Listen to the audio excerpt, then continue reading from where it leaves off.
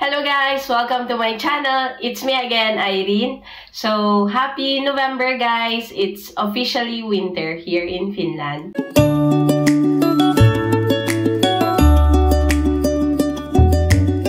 So, pag-usapan natin guys, hospital o nursing home. Ano nga bang mas maganda? Disclaimer guys, lahat ng sasabihin ko ay, syempre, opinion ko lang to. And based from my personal experiences. So, opinion ko lang to. Sa akin lang to, guys. Ako lang to. Without further ado, let's start. Hospital o nursing home?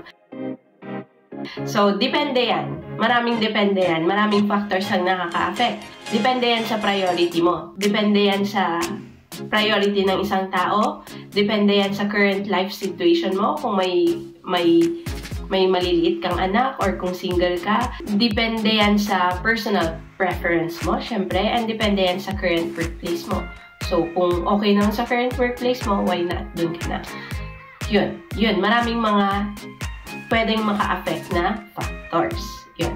Pero syempre, pag lahat yan, depende. Paano naman natin malalaman? Or paano naman malalaman ng mga taong nasa Pinas kung ano yung mas okay? So, bigyan ko lang kayo ng overview. Or bigyan ko lang kayo ng mga criteria kung ano yung mas okay sa criteria ito, kung ano ang mas madali, ganyan. So, let's try. I'll try. Yan. So, same lang din naman. Hospital, nursing home, may morning shift, afternoon shift, may evening shift. So, pag ganon, ibig sabihin, kailangan mo talagang gawin yung tatlong shift na yon. Number 1 na question. Ano ang mas mahirap? Yun agad. Ano ang mas mahirap? For me, mas mahirap physically sa nursing home. Mas mahirap physically. Physical talaga yung trabaho. Nagpapaligo, nagpapatae, nagche-change ng diaper, nagpapakain, yun. So, mga basic things na kailangan mong gawin. Physical talaga yung trabaho. Pero, mas relax naman yung mind ko. So, physical nga yung trabaho, pero dahil nga routine, yun yung lagi mong ginagawa na, mas relax na yung mind ko. Yun. Unlike sa hospital, physically, masasabi kong mas madali. Kasi, though meron din naman paligo, meron changing of diaper, pero, hindi lagi-lagi. So, hindi naman lahat ng na-hospital matatanda. So, may mga bata din. May mga 20 plus, 30 plus, ganyan. Working age, yan. So, yung mga yon, syempre, omatoiminan or na sinasabi natin or independent. Kaya nilang alagaan yung sarili nila. Pupunta sila sa shower ng sarili nila. Bibigyan mo lang sila ng mga damit, mga tuwalya, yung mga kailangan lang nila. So, yun. Mas madali sa sense na yon. Pero, mentally, mas mahirap sa hospital. Okay. Mas mahirap sa hospital. Bakit ko nasabi? Kasi, dapat yung mind ko laging alert. Yun. Pag sa hospital talaga, parang kahit dun sa Pinas, hindi ako makaka-relax. Ganun akong klaseng tao. Kailangan, kahit na stable yan, siguro based na rin sa experience ko, kahit stable yung pasyente or you'll never know what will happen sa hospital. Kahit nakikita mong okay yan, nagsasalita, after nun, based sa experience ko, may nag-a-arrest. Ganon. So, pag hospital talaga, kailangan mong tutukan. Which is, kaya yun. Mentally talaga, dapat alert ka.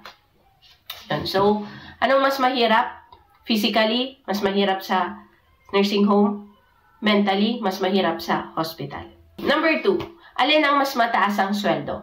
For me, hindi malaki ang difference ng sahod ng hospital versus nursing home. Minsan nga, mas malaki pa ang nasasahod ng mga practical nurse sa nursing home kesa sa hospital. Depende yan kung gaano ka kasipag. Kung overtime ka ng overtime dun sa nursing home, mas malaki ang pwede mong maiuwi kesa sa hospital. Yan. Pero, para sa akin, na yung same na oras na ginagawa ko sa nursing home, kumpara sa same na oras na ginagawa ko sa hospital, mas malaki ang nauuwi ko sa hospital. That's for me. Yun. Kasi hindi naman ako masyadong nag-overtime. Pinapaubaya ko na yun sa asawa ko para mas may time ako sa mga anak ko. So, yun. Mas malaki yung nauwi ko. Or syempre, nagbabari din kasi nagsa-Saturday din ako. Pero yun lang. Konting difference lang siguro. Pero sa ngayon, mas malaki yung nauwi ko sa hospital kesa sa nursing home. Marami ring naka-affect sa taas ng sahod. Sa years of experience mo sa hospital. So, or sa healthcare. Yan. So, yun pala guys, kung may mga experiences din kayo sa hospital, isubmit nyo lahat. Yun, kasasubmit ko lang din yung years of experience ko sa hospital. Sayang din, idagdag din yan sa sahod mo, di ba? Sayang. Kahit konti lang yan na madagdag sa sahod mo, pero pag every month yan na consistent na dahil sa experience mo. Consistent yan na may dadagdag dahil sa experience mo. So, malaki na rin yan. Di ba? Sayang din. I-submit nyo lahat ng experience nyo sa hospital. Number 3, saan mas magandang mag-umpisang magtrabaho? Sa nursing home o sa hospital? For me, mas magandang mag-umpisa sa nursing home na magtrabaho kaysa sa hospital. Sa 9 years na experience ko sa nursing home at sa palbalutalo or assisted living condition, parang nursing home din, mas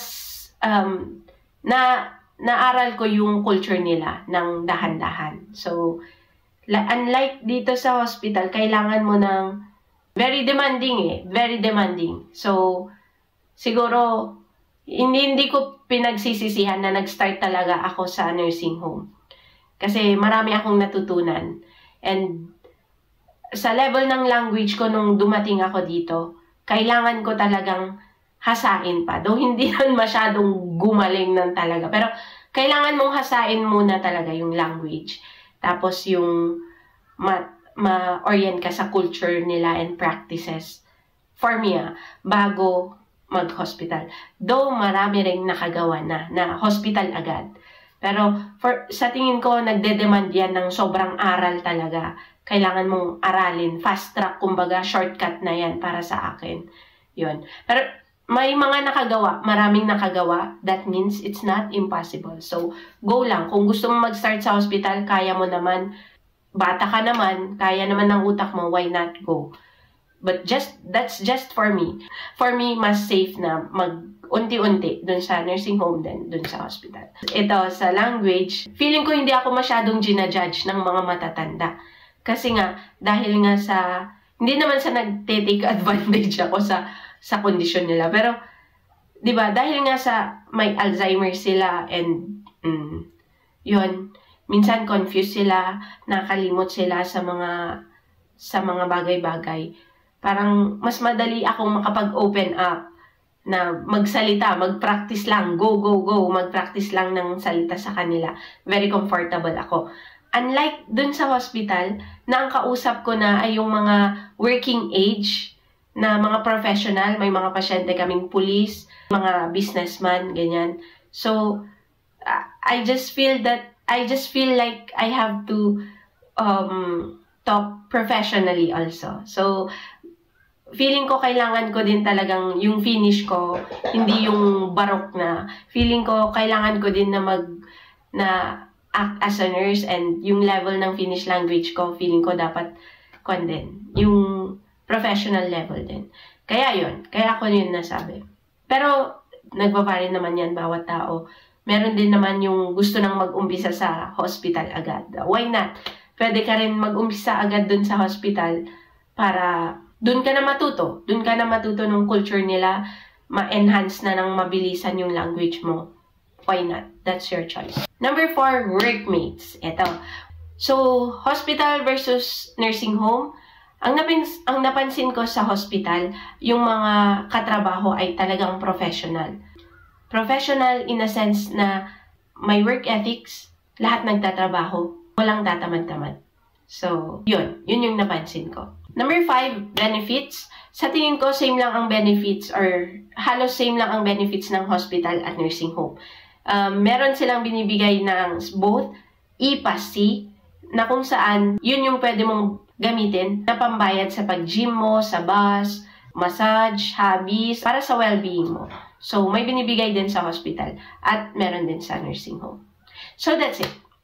I hope nakita nyo kung ano yung difference. Kung hindi man or lalo kayong naguluhan, paano ba? Mamili lang kayo. And it's okay naman, di ba? Ang life naman ng tao, we're free. We're free to choose and we are free to commit mistake and learn from it. So, every choice has an advantage. So, go lang. Yun. But for me, at this point, hospital or nursing home, dahil may pamilya ako, may maliliit akong anak, at ang priority ko ay ang mga anak ko, pipiliin ko muna ang nursing home. Kasi sa current workplace ko, nakaka-request ako ng madali para sa family ko. So, yun muna ang pipiliin ko. So, yun. It depends talaga sa current life situation mo and preference mo. Yun lang, guys. I hope makatulong tong vlog na to. So, remember guys, you only live once. Enjoy life, God bless, and take care. Bye-bye. See you on my next vlog.